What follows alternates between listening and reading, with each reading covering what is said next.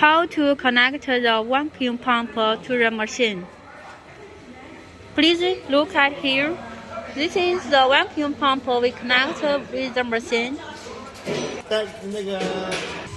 When you connect the machine vacuum pump, you can hear there is the vacuum pump we leave for you, and this is the dust collector of electric connecting place.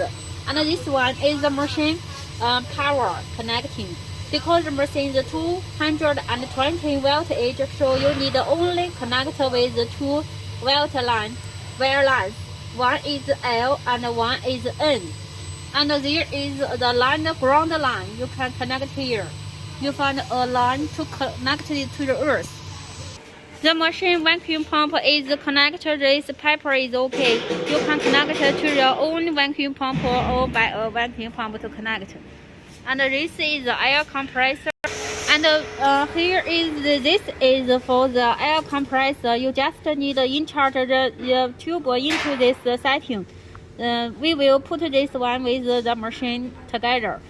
And after you arrive machine, you insert this red paper is okay.